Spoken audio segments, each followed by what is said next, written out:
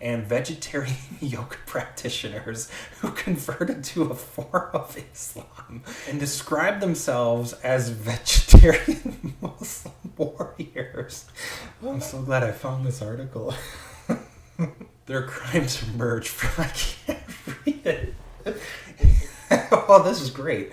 Let's read that again. Hello, everybody. Today, we're going to randomly select a serial killer from a Wikipedia list. Then we're going to read it and discuss it. So let's start. Our first serial killer is Neal Falls. Neal Martin Falls, born September 24th, 1969, was an American suspected serial killer who was shot and killed in self-defense by Heather Saul, a sex worker in Charleston, West Virginia. Falls had been stopped by police in over 20 states during his life, but did not incur any serious criminal charges. Only after his death did police discover evidence possibly tying Falls to other crimes. Little is known about Neal Falls' early life. He was born on September 24th, 1969 in Eugene, Oregon, into an impoverished family with 9 other children. I don't know why, I see this all the time. 9 kids. I feel like there are so many serial killers that have like a ton of siblings, and I don't know if that's a thing where they're just not getting the love and attention that they typically would if you only had a couple of kids, but I feel like I see that a ton. He spent his childhood and formative years living in various cities around Oregon. During his school years, he began to show an interest in firearms and subsequently became obsessed with military paraphernalia. After leaving high school, Falls was forced to engage in low-skilled labor. Despite this, he wasn't known to break the law. Refraining from abusing alcohol or drugs, he was keen on collecting weapons and ammunition. Most of his friends and acquaintances spoke very positively of him. In early 1992, Falls moved to Greensburg, Kansas, where he lived with his father until his death in 1995. Falls then returned to Oregon and found a job as a private security guard. After finishing his training, his fingerprints were entered into the national database in 1998. In 2000, Neal moved to Henderson, Nevada, where for the next 8 years he worked as a security guard at Hoover Dam. That's an interesting job. During this period, he began to experience deviant behavior, including abusing animals in the desert regions of Arizona, over which he was subjected to disciplinary action. So that's your first major red flag, is you go from collecting all these weapons, which really isn't that big of a deal. A lot of people do that. Then you start to abuse animals. That's like the first big indicator here. At the same time, Falls began to spend most of his leisure time in the company of various sex workers and pimps. In the mid-2000s, he visited the Philippines for the purpose of sex tourism.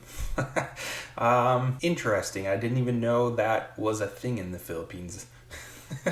And also that it's like its whole industry. Sex tourism is its whole industry. That seems a little weird. There is a link on there to click on that. I'm not going to, but I'm very curious as to like what happens with sex tourism.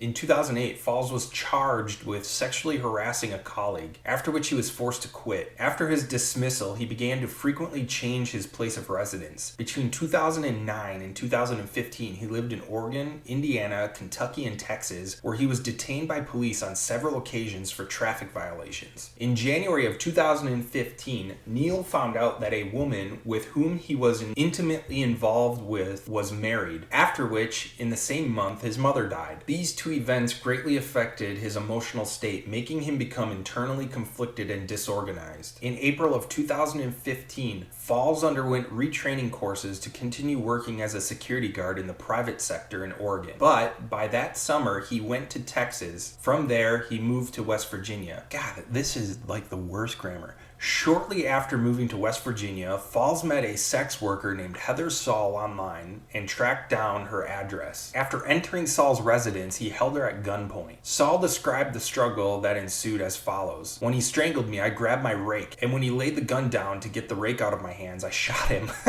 I grabbed the gun. Oh, this is great. Let's read that again. "When he strangled me, I grabbed my rake, and when he laid the gun down to take the rake out of my hands, I shot him. I grabbed the gun and shot behind me. Falls died at the scene, shot by Saul in the head, killing him instantly." This can't get much better as far as like a self-defense thing. she grabs a rake and he like basically gives her the gun in exchange for the rake. And she shoots him. Oh, all right. This is a good one. Yeah, Falls is an idiot. All right. 4 sets of handcuffs were retrieved from Falls' body. When police officers searched the inside of his car, they allegedly found a machete, axes, knives, a shovel, a sledgehammer, bleach, plastic trash bags, bulletproof vests, clean white socks, and underwear. Interesting. You would think if you're gonna go attack someone and potentially kill them, you would bring like your bulletproof vest or something and use it. I guess it doesn't necessarily matter because she shot you in the head, but that would be my first thought. Police, all right, here we go. Here's grammar again. Police linked the objects found, Falls' modus operandi, and his previous known locations to the murders and disappearances of 9 women in 3 states. During the 8 years he lived in Henderson, Nevada from 2003 to 2007, 4 sex workers disappeared, 3 of whom were later found dismembered in California, Illinois, and Nevada. All the missing women, like Saul, advertised their activities on the internet. Okay, that's not that unusual though. I would think just because they're advertised on the internet wouldn't necessarily make me be like, oh, these are all connected. But who knows? I don't know. 6 more vanished from 6 more vanished from Chillicothe, Ohio, a 2-hour drive from Charleston. Despite the fact that no evidence was found in Falls' presence in Chillicothe, he was still considered a suspect. Since 1995, Falls had been detained by the police for violating traffic rules in 16 states, and his true scale of movement and activities remains unknown. A list containing the names of 6 women involved in sex work and their contacts on social networks was found in Falls' pocket, which, according to the prosecutor's office, may have been intended victims. However, police investigations determined that all of them were alive and well. 5 of them were located across West Virginia, and the 6th worked in San Diego. In 2018, Falls was tested for involvement in the I-70 killer murders, a series of killings in the Midwest United States in the spring of 1992. During that time, he lived in Kansas, where one of the murders had occurred, and corresponded very closely to the suspect's image, but no physical evidence was located to corroborate the speculations. Possible victims of Neal Falls included Jody Brewer, Lindsay Marie Harris, Misty Marie Sains, Tiffany Sari, Shasta Himlerick, Charlotte Trego, Tamika Lynch, Wanda Lemons is missing. There you have it. That is all I have for Neal Falls. I guess the best thing about this whole story is him exchanging his gun for a rake and letting the victim kill him. It's just so funny to me. Oh, so good. Neal Falls, everybody. Genius. Okay, let's start from where we left off. Let's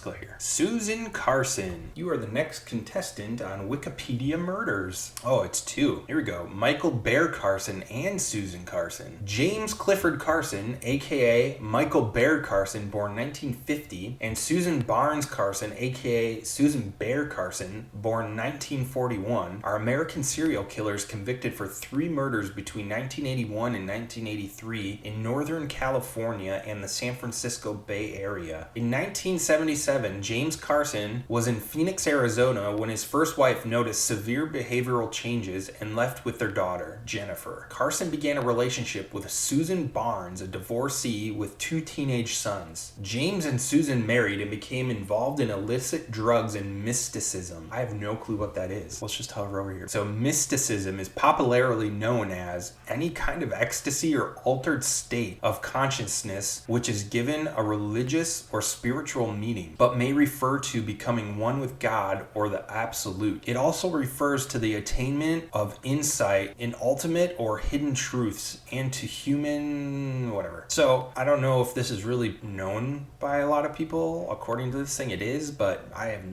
didn't know. But that's interesting. Apparently they were involved in that though. This is going to be good, I think. At some point, Carson took the name Michael Bear, telling his daughter in a letter that God had given him the new name Michael. Susan became known as Suzanne. What a big change there. God's funny. All right, let's keep this going. The Carsons returned to the U.S. and moved to the Haight-Ashbury neighborhood of San Francisco, California, where they continued their involvement with drugs and counterculture. Not mysticism anymore, now it's called counterculture. By this time, Michael's former wife had become afraid that he would harm her and tried to abduct their child, and took steps to hide herself and their daughter from him. She went so far as to move numerous times and cut off all contact with mutual acquaintances. The murders. Dun dun dun. In March of 1981, 23-year-old Karen Barnes, no relation to Susan, or Suzanne, however you want to pronounce it, an aspiring actress from Georgia who had been the Carsons' roommate in San Francisco, was found dead in their shared apartment. She had been stabbed 13 times and her skull crushed before being wrapped in a blanket and hidden in the basement. Evidence suggested that Karen had been killed by someone she knew, and the Carsons became the prime suspects. However, the family disappeared before the body was found. The Carsons later confessed to killing Karen after Susan had decided Karen was a witch. Okay. This is taking a really crazy turn here. So the Carsons fled to Mountain Hideout near Grants Pass, Oregon, where they remained until spring of 1982. They then moved to Alder Point, California, where they lived and worked on a marijuana farm. These guys need to stay away from the drugs, my God.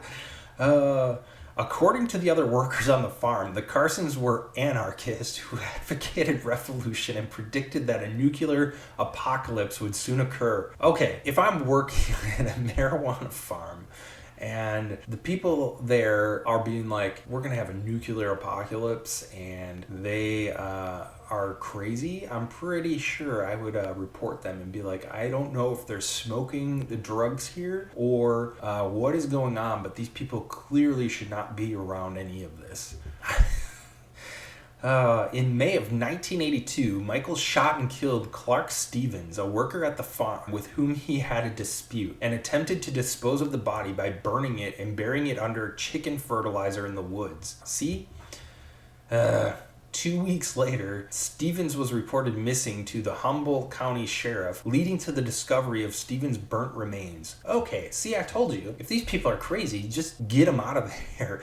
Get them away from this drug farm. The Carsons, who by this point had fled again, were again considered suspects. Upon searching their abandoned belongings, detectives found a manifesto that they had written which called for the assassination of the then president, Ronald Reagan. However, authorities had difficulty tracking down the Carsons. These people are nutso. In November of 1982, Michael was picked up by police in Los Angeles after an acquaintance saw him hitchhiking. However, through a police error, Carson was quickly freed and vanished before Humboldt County detectives had a chance to question him. He left evidence behind, including mugshots, address information, and a gun left in the police car. Alright, this one really has me baffled. First of all, you pick this guy up, put him in the back of your police car, and let him have a gun? You didn't search him? You didn't do anything? You just threw him in the back of your police car with a gun? Oh man, I don't get this.